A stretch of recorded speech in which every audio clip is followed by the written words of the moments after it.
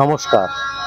মহাসপ্তমীর পূর্ণ সন্ধ্যায় বনশ্রী বঙ্গ সম্মান ঘুরতে ঘুরতে এসে হাজির হয়েছে রাঘবপুর মাতৃ আরাধনা সঙ্গে। গতবারেও চমক দেখিয়ে তারা জিতে নিয়েছিলেন অসামান্য একটি পুরস্কার।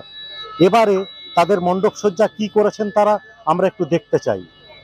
তাদের এবারের ভাবনা 100 বছর পরের পৃথিবী।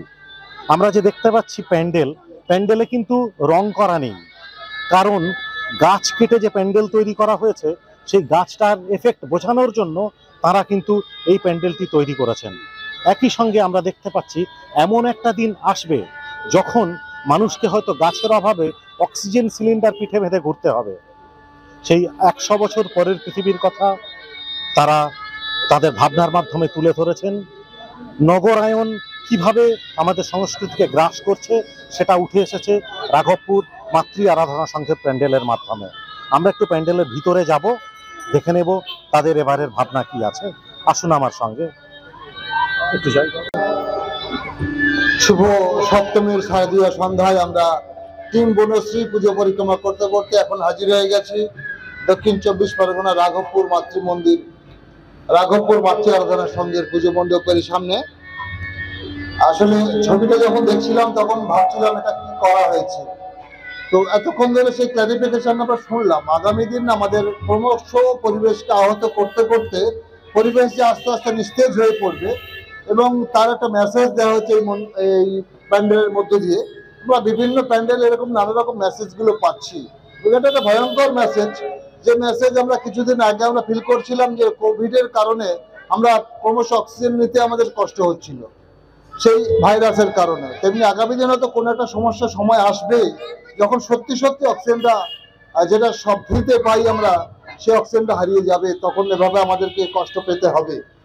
আসলে প্রতিদিন আমরা যে অক্সিজেনটা বাতাস থেকে নিই, সেই অক্সিজেন যদি আমরা অসুস্থ হয়ে যদি হসপিটালে গিয়ে 2 ঘন্টা আমাদের সিলিন্ডার দিয়ে কিনতে হয়, তখন সেখানে 400 টাকাকে 600 টাকা পে করতে হয় 2 ঘন্টার জন্য। তাহলে 24 ঘন্টা আমরা কতটা অক্সিজেন আমরা পরিবেশ থেকে ফ্রিতে নিই, কিন্তু সেই পরিবেশের জন্য আমরা কি দিই আমরা কোনোদিনও কেউ ভেবে দেখি না। এই সহজ ভাবনাটা আপনারা যদি ভাবতে পারেন, তাহলে আপনারা যদি প্রত্যেকে একটু পরিবেশকে যত্ন নেন, সেই মেসেজটা তুলে ধরা হচ্ছে এই মণ্ডপের মধ্য দিয়ে। আমি এইটুকুনি বুঝলাম। ধন্যবাদ জানাচ্ছি এই কর্মকর্তাদের যারা এত সুন্দর একটা মেসেজ ক্যারি করছেন। অনেক অনেক ধন্যবাদ। তার সঙ্গে যদি অন্তর দিয়ে এটাকে লালন করেন আরো ভালো লাগবে। এই পুরস্কার এই পুজো কমিটি তাদের আমাদের তরফ থেকে ভাবনার প্রথম পুরস্কার তাদের তুলে দেওয়া হবে। দক্ষিণ 24 পরগনার সেরা ভাবনার প্রথম পুরস্কার তুলে দেবেন মাননীয় আমাদের সিএবি রামপায়ের এবং এখানকার শিক্ষক মহাশয় চিরদিন সর্দার। তিনি তুলে দেবেন আপনাদের পুজো কমিটির হাতে। পুজো কমিটির সম্পাদক বা যারা মহিলা কর্মীবৃন্দ রয়েছেন সাইডে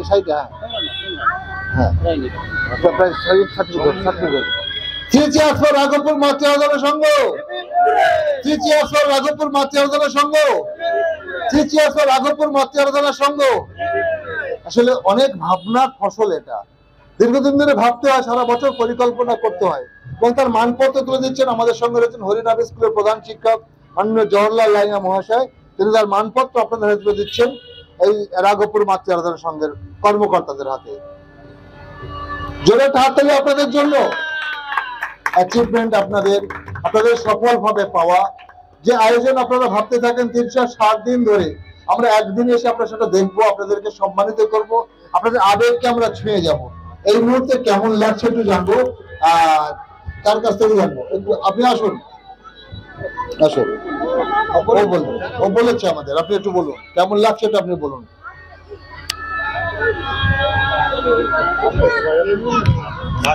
যারা এতক্ষণ ধরে এই আয়োজন করেছেন তাদের কাছ থেকে আমরা আসছি, কিভাবে এই আয়োজনের সফলতার পরে এই মুহূর্তে মনের অনুভূতিটা। আয়োজন করতে গিয়ে আমরা প্রতিকূল পরিস্থিতির মধ্যেও পৌঁছেছি। যেমন আমাদের কোভিড পরিস্থিতির মধ্যে আমাদের খুবই সমস্যা ছিল, এখন এবছর সেটা নেই। আমরা খুব সুন্দরভাবে জিনিসটা পরিচালনা করতে পারছি। এলাকার মধ্যে আমাদের একটা সুনির্দিষ্ট নাম হচ্ছে, আপনারা এখানে ঘুরে দেখবেন যে নেপালগঞ্জের মধ্যে রাঘবপুর মাতৃ আরাধনা সংঘ মানে একটা অন্য কিছু। এখানে প্রতিমা ঠিক অন্য লেভেলের হয়। প্যান্ডেলটাও আমরা নিজেরা করার চেষ্টা করি, মানে কোনো এখানে ডেকোরেটর থাকে না, সম্পূর্ণ নিজস্ব সদস্যদের দিয়ে তৈরি। এখানে ছোট থেকে বড় সবাই মিলেই আমরা কাজ করে, একদম প্যান্ডেলও তাই। শুধু ঠাকুরটাই বাইরে থেকে আনা হয় আর লাইটটা, আর প্যান্ডেল পুরো নিজস্ব। আসলে এটাই তো দরকার, যার নিজেরা প্রত্যেকের অবদান আছে প্যান্ডেল, এবং তারা ছুঁয়ে সে আনন্দটাকে পাচ্ছেন। অন্যরা ইভেন্টকে দিয়ে প্যান্ডেল করান, ডেকোরেটরসকে দিয়ে সবকিছু করান, সেটার ফলে যেটা পাওয়া নিজেদের করে পাওয়া, এই জন্য জোরে হাততালি আপনাদের তরফ থেকে আমি এখানে অভিনন্দন। এবং আমি সাইড পেনশন আপনার কেমন লাগে এই মন্দিরটাকে?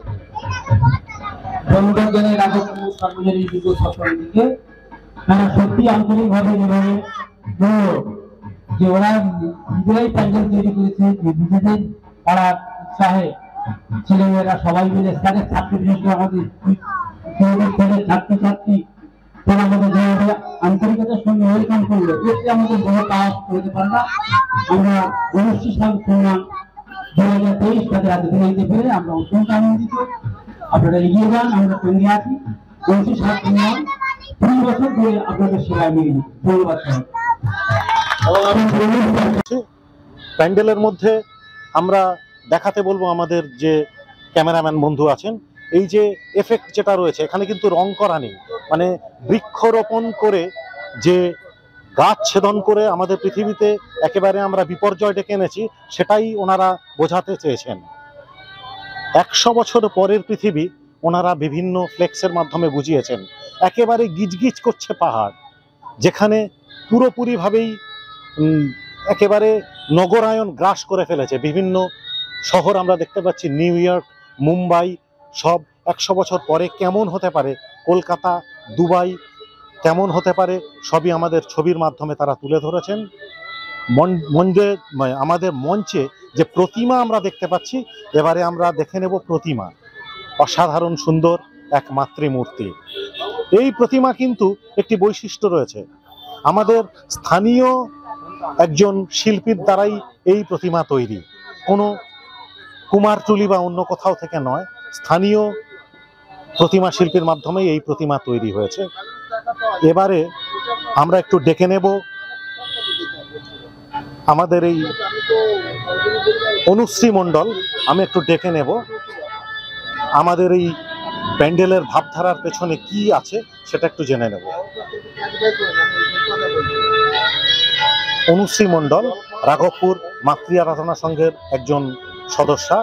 আপনাদের এবারের পুজোর থিম কি? আমাদের এবছরের পুজোর থিম হলো 100 বছর পরের পৃথিবী।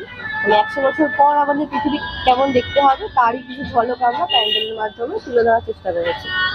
তো আমরা যে হারে গাছপালা কাটছি, সেরকম করে গাছপালা কাটতে থাকলে 100 বছর পর পরিবেশে অক্সিজেনের সংকট খুবই দেখা দেবে।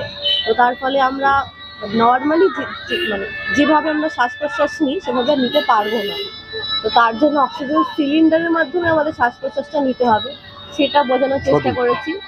আর ফ্ল্যাট বাড়ি যে সংখ্যায় আমরা বাড়াচ্ছি, মানে আবাসন তৈরি করে চলেছি গাছপালা কেটে, ফ্যাক্টরি তৈরি করছে, ফ্যাক্টরি তৈরি করা ভালো, কিন্তু তার থেকে যে বিষাক্ত ধোঁয়াগুলো বেরোচ্ছে সেটা কিন্তু আমাদের জন্য ঠিক নয়। তারও কিছু সাবস্টিটিউট আমাদের ভাবা উচিত, কিন্তু সেটা আমাদের মানে আশেপাশে ভাবা হয় না, শুধু হয়ে যাচ্ছে। তাহলে বিকল্পটা কি? সমাধানও তো দেখাতে হবে। বিকল্প এটাই যে আমরা যদি একটা গাছ কাটি তাহলে 5টা গাছ আমাদের লাগাতে হবে, যাতে আমাদের পরিবেশে অক্সিজেনের ভারসাম্যটা ঠিক থাকে।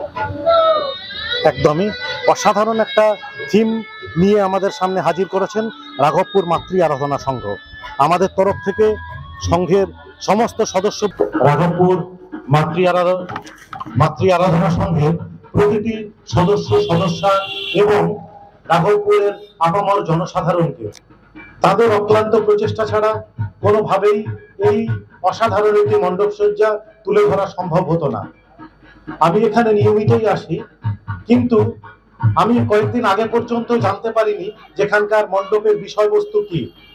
জিজ্ঞাসা করায় আমাকে উত্তর দেওয়া হয়েছিল যে যখন শেষ হবে তখন বুঝতে পারবেন যে কি চমক আমরা আনছি।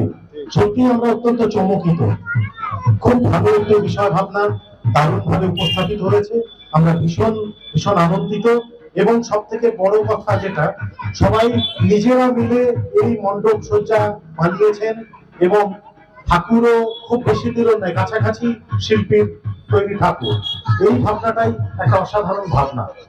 নিকটবর্তী যে সমস্ত মানুষজন আছেন তাদেরকে নিয়ে এই যে বেঁধে বেঁধে থাকা, এই ব্যাপারটা আমাদের খুব ভালো লেগেছে। ধন্যবাদ সবাইকে। এভাবেই আপনারা আমাদেরকে চমক দিতে থাকুন, যাতে আমরা প্রতি বছর আপনাদেরকে পুরস্কৃত করতে পারি, সেই চেষ্টা আমরাও করব। ধন্যবাদ। প্রতি বছরই আপনাদের সামনে আমাদের ক্লাব কিছু নতুন ভাবনা তুলে ধরে। মণ্ডপে আসা প্রত্যেক দর্শনার্থীকে আমাদের থিম নিয়ে ভাবতে বাধ্য করে। আর তাই হয়তো আপনাদের ভালোবাসার জোরে আমরা জিতে আনি পুরস্কার। এবারে তার অন্যথা হবে সেটা হয় নাকি? আমাদের এবারের ভাবনা 100 বছর পর আমাদের পৃথিবী। তখনকার পৃথিবীর রূপ হবে খানিক আলাদা। মাইলের পর মাইল জুড়ে দাঁড়িয়ে আছে শুধুই প্ল্যাটফর্ম, গাছপালা আছে শুধুই নামমাত্র। জঙ্গল কেটে বানানো হয়েছে ফ্যাক্টরি, কলকারখানার বিষাক্ত ধোঁয়ায় মানুষ ধরাশায়ী হয়ে গেছে ইতিমধ্যেই। অক্সিজেন সিলিন্ডারের আর মাঠ ছিল নাকি চারপাশে? আর এইটা কি? এটা তো ধান চাষের জায়গা মনে হচ্ছে। এসব ছিল নাকি? অবাক হচ্ছেন তো? না, অবাক হওয়ার কিছুই নেই। আবাস যোজনা এবং নগরায়নের চাপে 100 বছর পর আমাদের চারপাশটা ঠিক এমনই হতে চলেছে। আমাদের পরের প্রজন্ম জানবেই না আমাদের আশেপাশে একদিন কত সবুজ গাছপালা আর দিগন্ত বিস্তৃত মাঠ ছিল। আমরা প্রাণ ভরে অক্সিজেন নিয়ে বাঁচতে